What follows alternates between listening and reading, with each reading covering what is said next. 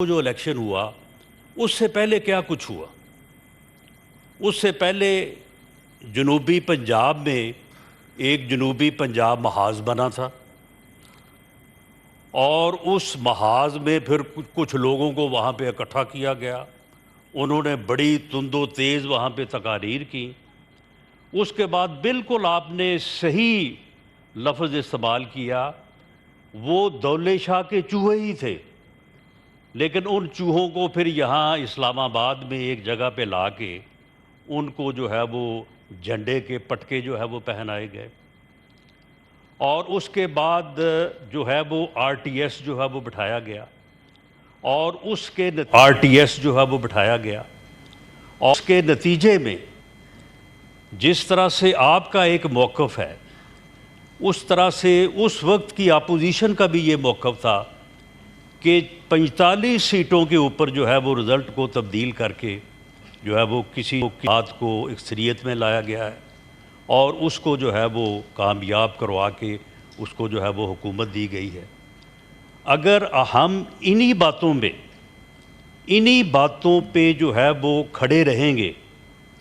आप इस बात से आगे नहीं बढ़ेंगे कि जी 8 फरवरी को जो हुआ बस उससे आगे या पीछे हमने कोई चीज़ नहीं देखनी, तो फिर जो है वो 2018 जो है उसके ऊपर भी जो है वो बात होती रहेगी। मैं आज मुअज़्ज़ज़ जो हमारे अपोजिशन के यहाँ पे अरकान मौजूद हैं, उन्हें अपोजिशन लीडर की वसासत से मैं ये कहता हूँ कि आएँ, हम ना आप उस मौक़िफ़ की तायीद कर सकते हैं जो 2018 के इलेक्शन में हमने इख्तियार किया था और ना आप अपनी बात को जो है वो मनवा सकते हैं। इस बात पे क्यों ना मुत्फिक हो कि पाकिस्तान में फ्री और फेयर इलेक्शन के हवाले से जो मामलात हैं वो उस तरह से नहीं हैं कि जिसके ऊपर जो है वो पूरा एतमाद किया जा सके और जिसके ऊपर जो है वो इस किस्म के जो है वो इल्ज़ामात दोनों तरफ से, ना कोई जीतने वाला ना कोई हारने वाला, इस किस्म के जो है वो इल्ज़ामात उठा सके। और अगर हम इस बात पे मुत्तफ़िक हो जाएं तो फिर हमें जो है वो बैठना चाहिए और बैठ के इन मामलात पे गौर करते हुए हमें उस सिस्टम को जो है वो बेहतर करना चाहिए। वो सिस्टम जिसके तहत ऐसे इलेक्शन होते हैं जो बाद में फिर एक तरफ के इल्ज़ामात और दूसरी तरफ के दिफा की नज़र होते हैं,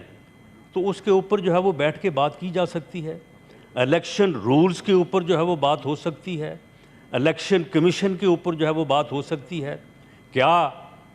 जब 2018 के इलेक्शन के बाद हम पार्लियामेंट में आए तो उस वक्त हमने भी यही एहतजाज किया था कि जनाब बड़ी ज़्यादती हुई है, बड़ी धांधली हुई है, इसके ऊपर जनाब इंक्वायरी करवाई जाए,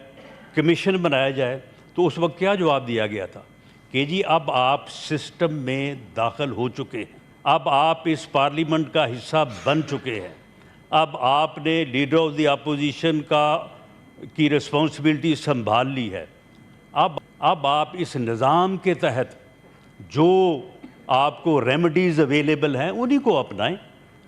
अगर आप ज़्यादा कहते हैं तो फिर हम एक पार्लिमानी कमीशन जो है वो बना देते हैं।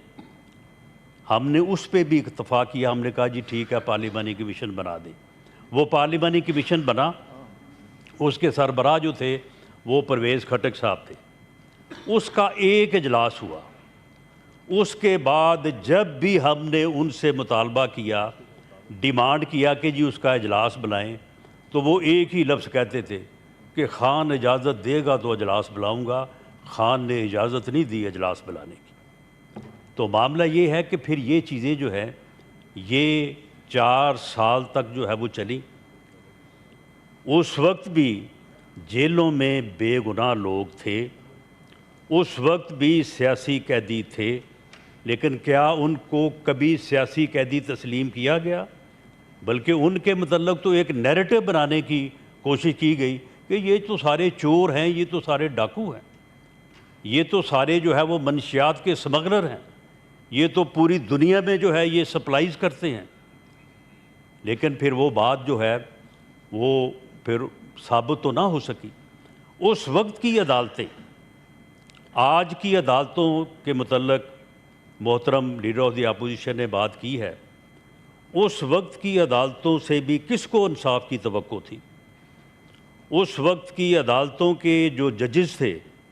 उनकी वीडियोस, उनके बयानात कि हमें किस तरह से जो है वो मजबूर किया गया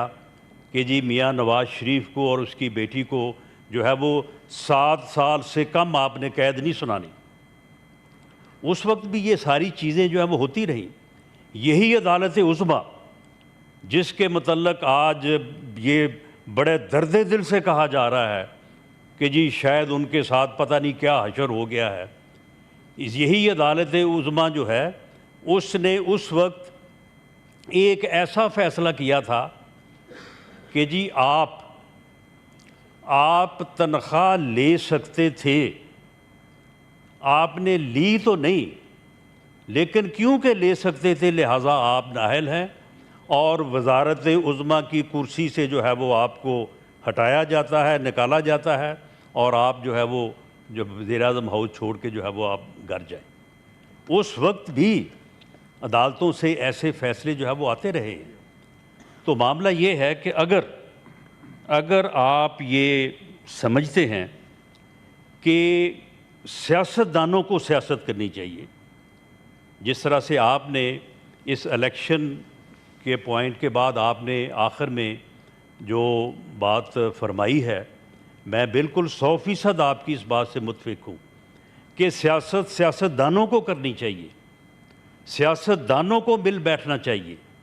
और सियासतदानों को सियासी मामला जो है वो सियासी अंदाज में जो है वो रिज़ॉल्व करने चाहिए। मैं मोहतरम कायदे हिज़्ब इख्तिलाफ की खिदमत में ये अर्ज़ करूँगा कि 90 की दिहाई में 2 सियासी जमातों ने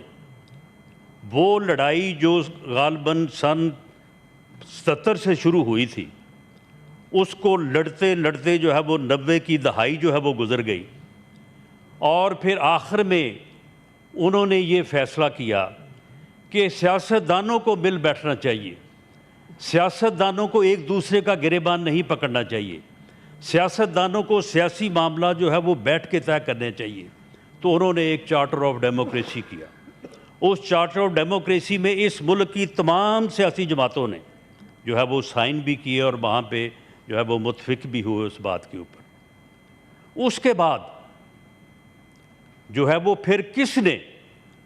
कम अज़ कम 8-10 साल एक ही जो है वो मंत्रा जो है वो शुरू किया और उसी पे जोर दिया कि मैं छोड़ूंगा नहीं, मैं इसको भी नहीं छोड़ूंगा, मैं उसको भी नहीं छोड़ूंगा। क्या सियासतदान जब हुकूमत में होते हैं, चले जो 2013 का इलेक्शन था, वैसे तो पाकिस्तान में जितने भी इलेक्शन हुए हैं वो 8 फरवरी को हुआ या 25 जुलाई को हुआ या 2013 में हुआ या 2007 में हुआ या चले जाएं आप 77 तक, तो हर इलेक्शन के मुतल्लक जो है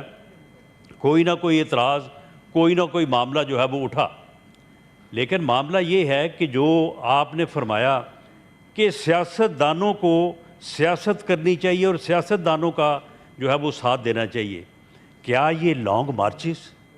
क्या ये जो है वो 3-3, 4-4 माह के धरने जो है ये सियासतदानों के ख़िलाफ़ इस्टेब्लिशमेंट देती है? क्या इस्टेब्लिशमेंट जो है वो आके धरने में बैठती है? धरने में तो सियासतदान ही बैठते हैं। सियासतदान ही जो है वो वज़ीर-ए-आज़म हाउस के बाहर खड़े होकर तकरीर करते हैं दूसरे सियासतदान के ख़िलाफ़ कि मैं तुम्हें गिरेबान से पकड़ के घसीट के जो है वो वज़ीर-ए-आज़म हाउस से जो है वो निकालूंगा। तो ये मामलात जो हैं ये यहाँ पे हुए हैं, ये यहाँ पे होते रहे हैं और इसके बावजूद फिर ऐसा जो है वो अजहार भी होता रहा है कि एक दिन 2 साहबान वज़ीर-ए-आज़म हाउस के बाहर खड़े ये तकरीर कर रहे थे कि हम वज़ीर आज़म को गिरेबान से पकड़ के घसीट के जो है वो बाहर निकालेंगे। अगले दिन जो है वो APS का पेशावर में वाक़या हो गया। तीसरे दिन वही शख्स, वही सियासतदान जिसको गिरेबान से पकड़ के घसीट के निकालने की बात हो रही थी, वो उन्हें ही फ़ोन कर रहा था कि खान साहब ये मुल्क में ये मामला हो गया है, हमें हमारी ज़रूरत है मुल्क को, हमें मिल बैठ के जो है वो बात करनी चाहिए, आप तशरीफ़ लाएं, हम आपके साथ बैठ के इसके ऊपर जो है वो गौर व फिक्र करना चाहते हैं और इसके ऊपर बैठ के बात करनी चाहते हैं। तो मामला ये है कि अगर इस बात में पड़े रहें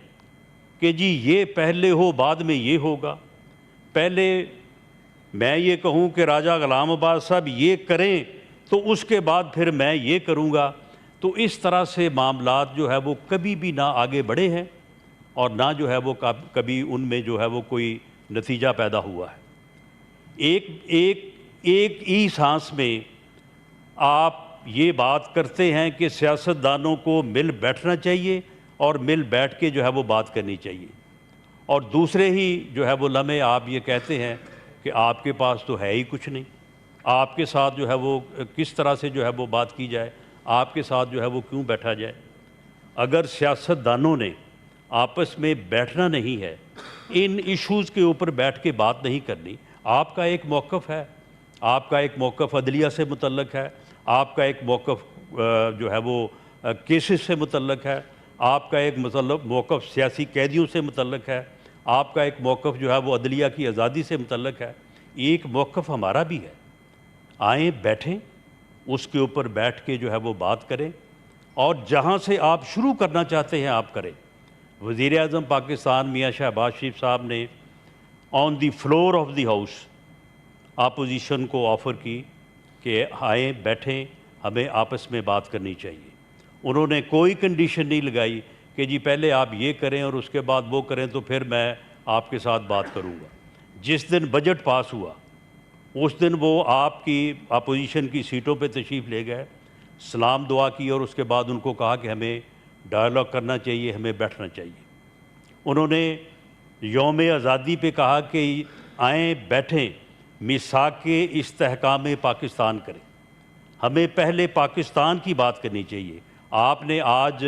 पाकिस्तान से अपनी मोहब्बत, अपनी कमिटमेंट, अपने ख़ानदान की जिन रवायात का आपने ज़िक्र किया है, हमें उनकी बेपनाह कदर है। आपकी पाकिस्तानियत और आपकी हुब्बुल वतनी पे सवाल ही पैदा नहीं होता कि किसी को भी जो है वो किसी किस्म का कोई जो है वो एतराज़ हो या शक हो। हम समझते हैं कि आप भी उतने ही मुहिब्बे वतन हैं जितने हम हैं। सियासी तौर पे एक आपकी अपनी सोच है, हमारी सोच है, आपके गिले शिकवे अब के हैं, हमारे भी कल के हैं। उनको बैठ के जो है वो उनके ऊपर बात हो और उसके बाद यकीनन जो है वो रास्ता जो है वो निकल सकता है जिसमें सियासतदान जो है वो अब जो है वो मामलात को आगे लेके चल सकते हैं। मैं आखिर में लीडर ऑफ द अपोजिशन और मोअज़्ज़ज़ अपोजिशन के मेंबरान की खिदमत में उनकी वसासत से यही अर्ज़ करूँगा कि जो भी सूरत हाल है, जो भी मुश्किलात हैं, जो मसाइल हैं, जो वो पॉलिटिकली हैं, वो फाइनेंशली हैं, वो अदरवाइज़ हैं, उनका रास्ता इस पार्लियामेंट से ही निकलेगा। उनका रास्ता उस वक्त ही निकलेगा जब आप टेबल पे जो है वो बैठेंगे। आप याद करें कि उन दिनों में जब टेंशन जो है वो अरूज पे थी और आप असम्बलियाँ तोड़ने, हुकूमतें तोड़ने और इलेक्शन को हर कीमत पे जो है वो मई में जो है वो करवाने के दरपे थे। उस वक्त दोनों फ्रीकैन के दरमियान जो है वो कोई कॉमनैलिटी नहीं थी। इसके बावजूद जब दोनों तरफ से जो है वो लोग बैठे तो इलेक्शन की तारीख़ का भी फ़ैसला हो गया था, तय्यन हो गया था।